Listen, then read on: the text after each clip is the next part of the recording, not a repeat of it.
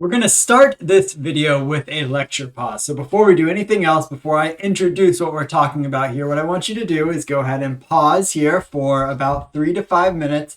And what we're doing here is called a before and after, wherein you're going to write a paragraph before you watch the video, and you're going to write a paragraph after you watch the video and do a sort of compare and contrast to see what you've learned over the course of the video. So what I want you to do is pause and in less than a paragraph, make sure you stay in less than a paragraph, describe Judaism during the time of Jesus. And if you are anything like most students, you probably described Judaism as sort of one type of thing, maybe even in opposition to the Jesus movement or in opposition to Christianity in some form or fashion.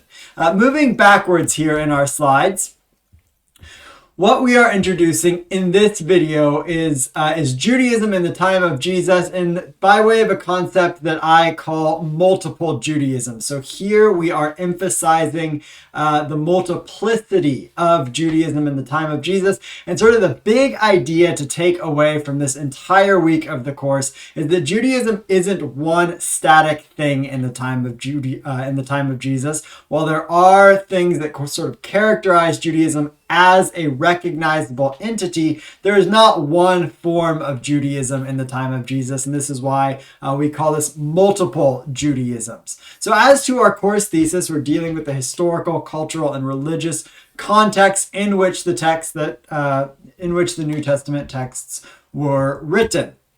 So the way we're going to go about this is we're going to look in this video at two different Jewish institutions during the time of Jesus.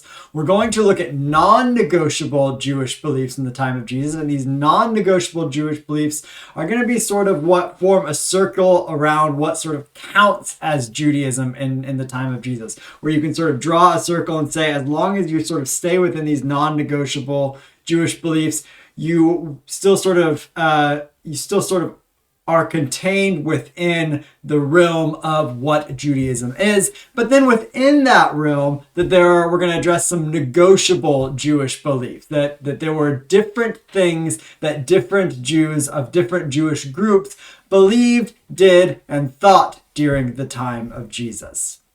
So to start with our two Jewish institutions, these should be somewhat familiar to you, at least by name. We have the Temple in Jerusalem, here a reconstruction of the Second Temple that was sort of beautified by Herod the Great in the late 1st century BCE, early 1st century CE. And then the other major Jewish institution in the time of Jesus, and the institution that we see Jesus sort of operating in the most in the Gospels, are the synagogue or synagogues. So we have the temple in Jerusalem, and the synagogue is characteristic of Judaism in the diaspora, that is outside of Jerusalem. So what we're going to see is that there is, of course, one temple in Jerusalem. There's only one temple that's sort of the hub of the worship of the Jewish God in the 1st century, whereas the synagogue is multiple. There are going to be many synagogues in the 1st century.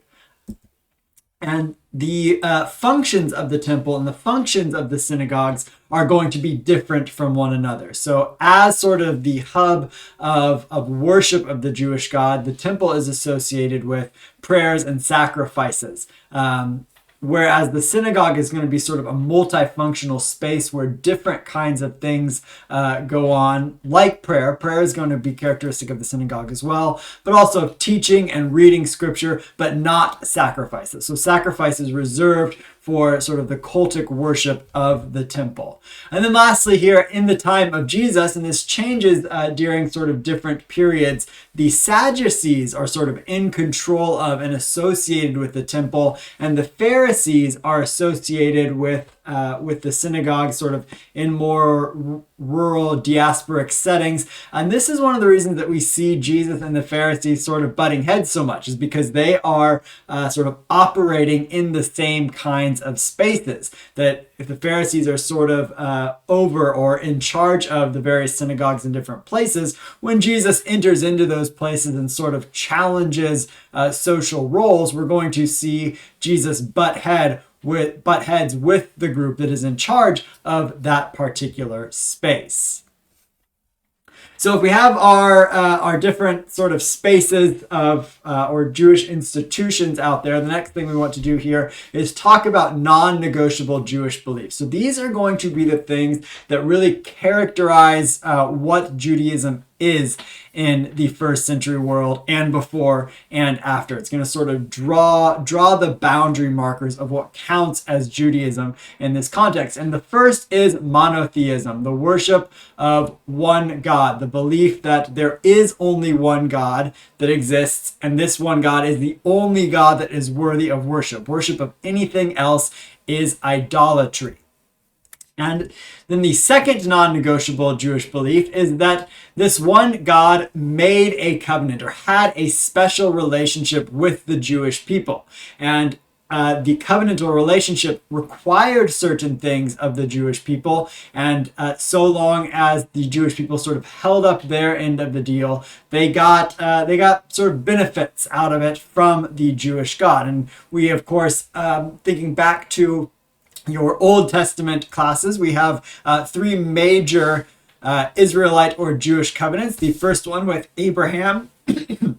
Excuse me. This is an artistic rendition of the Akedah, or the sacrifice or binding of Isaac, by a modern photographer named Adi Ness. He's an Israelite photographer. He does posed still photographs. So here we have Isaac. And we have Abraham, and sort of a commentary on waste, as well as the Israelite practice of youths joining the military, a sort of critique of that. And then we have the Mosaic covenant. So we start with the Abrahamic covenant, the first sort of major covenant cut between Israel and the Israelite God. And then the Mosaic covenant, wherein the 10 commandments are given. And then the Davidic covenant. So we have this image, this artistic piece from Marc Chagall that we've talked about in a previous video here, with our figure of King David looking over the city. And our third non-negotiable Jewish belief, sort of the thing that every Jew in the first century would have believed or held to, was Torah. That Torah was authoritative for Jewish life and practice in some form or fashion. Sort of the way that Torah gets applied is going to differ from Jew to Jew and Jewish group to Jewish group, but the fact that Torah is authoritative is going to be a common held belief for all Jews. So when we think about Jewish scriptures, we're thinking about those texts we talked about last week, the Hebrew Bible or the Tanakh, that are written both during Israel's formative events and also looking back on them and sort of writing them up in retrospect. These consist of three different groups: the Torah or the law, the Nevi'im, the prophets, and the Ketuvim, the writings. So different Jewish people and different Jewish groups are going to sort of weight these different portions or different groups of Jewish scriptures differently, but all Jews are going to think of Torah as particularly significant and particularly authoritative in the time of Jesus. All of these, of course, originally written in Hebrew, and then one of the readings for this week addresses their translation into Greek around the year 250 BCE. Of course, the letter of Aristeas, which you are reading about briefly for this week, sort of tells the tale or the legend of the Jewish scriptures in Hebrew being translated into Greek, particularly the Torah being translated into Greek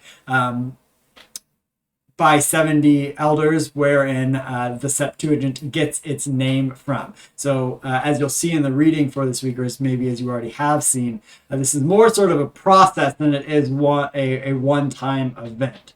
That around the year 250 BCE, the Jewish scriptures of various sorts were being translated into Greek and used in Greek, and then would become the scriptures of early Christians, or the primary version of the Jewish scriptures that early Christians would use. So here we have our three non-negotiable beliefs. Monotheism, the belief that there is only one God and that one God is worthy of worship. Anything else is idolatry. And then that one God cut covenants or made covenants with the Jewish people, was in a special relationship with them, and that Torah was authoritative for sort of outlining how Jews ought to act in that covenantal relationship with the one Jewish God. And to go along with our non-negotiable Jewish beliefs, we have those negotiable Jewish beliefs, or things that not all Jews in the first century world would have agreed on, that there would have been a variety or a diversity of perspectives on. And we're not going to go into all of these in depth, but I want to sort of give you some idea of the different things that you would have seen a whole spectrum of beliefs and actions related to in the ancient Jewish world. So one would be the interpretation and the application of scriptures. So we've already talked about sort of the groupings of scriptures and that different groups are going to weight different portions of scripture differently. But even going beyond that to the sort of particularities of scripture and how they get applied into Jewish life in the first century is going to vary from group to group and from person to person. Also, the relationship between Jews and Gentiles, whether or not Gentiles can worship the Jewish God, and if they can, how they can do that. The relationship between Jews and other empires. Last week we talked about the sort of imperial situation that Israel and Jews found themselves under throughout the centuries. Different Jews are going to think differently about how they ought to relate to those sort of foreign empires that were long over them. And related to that, whether they might act violently or non-violently towards those empires, or whether they might participate in sort of armed rebellion, or how they might respond to violence from that was that was incurred from another fellow Jew. That there's going to be different takes on violence and non-violence. There's going to be different takes on the afterlife, on angels and demons, whether they exist, what role they have in human affairs. And also a big one, messianic expectations. One of the sort of stereotypes or false ideas about Judaism in the first century world is that all Jews expected a sort of messianic kingly figure who was going to be a warrior, who was going to sort of rise up and kick out the Romans and reestablish Jewish autonomy. Certainly some and many Jews did think that, but not all thought that. And some didn't even think that the Messiah figure, remember Messiah means anointed, some didn't even think that the Messiah figure was necessarily sort of a kingly figure, that the Messiah figure was actually a priestly figure, so that there might be a future priest that was the Messiah, or there might be a future king that was the Messiah, or there might be two different Messiahs, or those two different messiahs might actually be sort of one figure that was king and priest simultaneously. And of course, then in Christianity, we're going to see that we get a fusing of these messianic expectations that are dramatically recast in the form of Jesus.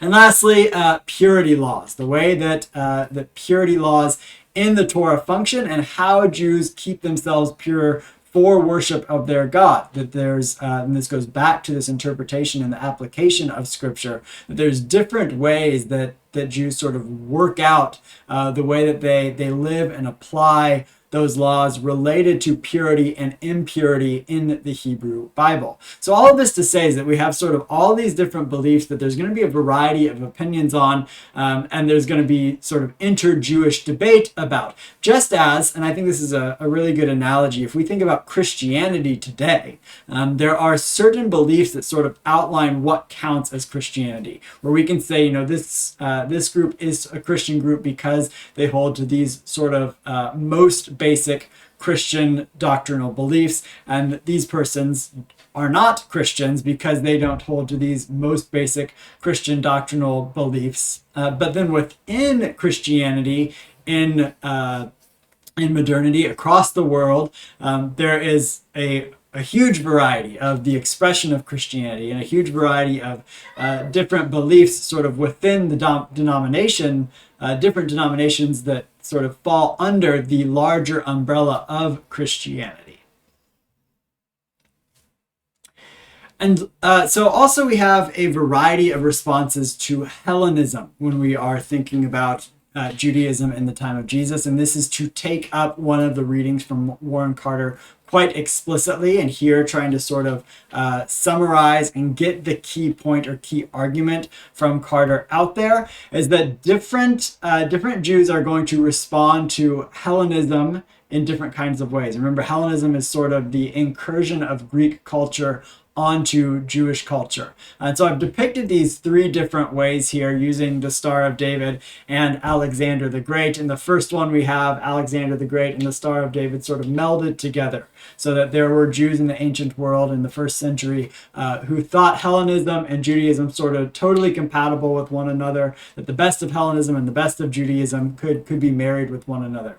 In the middle, we have a little bit more of a separation, that maybe some Jews in the first century world wanted to really sort of maintain their own identity and distinguish themselves from Hellenism, but also sort of butted up with Greek culture, and we're okay with certain aspects of Greek culture. For example, the scriptures being written in Greek or being translated into Greek and still being considered authoritative in the Greek language, even if they aren't read in Hebrew.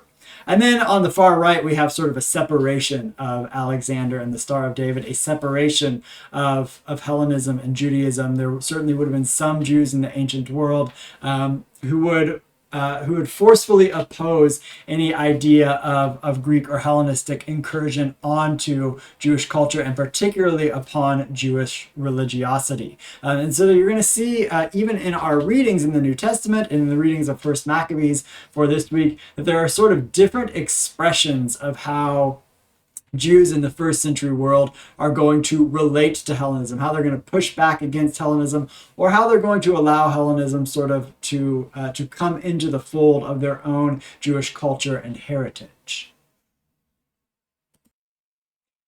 And so what I've done here is sort of put all of this together. We have this circle that is Judaism. We have our negotiable Jewish beliefs within this circle. And then I've sort of plotted in there some of the Jewish groups that we're going to talk about in the next video here. That you'll notice these are all sort of within the sphere of Judaism. And if we want to go back to those non-negotiable Jewish beliefs of monotheism, covenant, and Torah, those things sort of draw the circle of what counts as Judaism in the first century world. And that all of these different groups sort of fit within Judaism in the first century world. And you'll notice here that the Jesus movement or early Christianity is within the sphere of Judaism. So one of the core claims of this course is going to be that early Christianity and early Judaism are not two completely different phenomena. They are different and they are separable from one another in a way, insofar as early Christianity and the Jesus movement are sort of subsumed within early Judaism. And then as time goes on, you sort of have this parting of the ways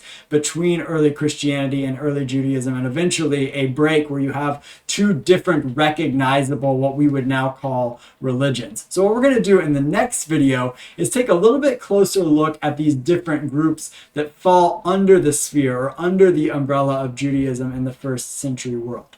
But before you go on to that next video, we need to return to our initial lecture pause, the before and after. So at the beginning of this video, or even before it started, I asked you to, in less than a paragraph, describe Judaism in the time of Jesus. What I want you to do is not rewrite your paragraph, but write a new paragraph that answers the same question, having listened to and having watched this lecture, and then sort of look back and compare and contrast and see how your understanding and your perspective of Judaism in the time of Jesus has developed over the last 20 minutes or so.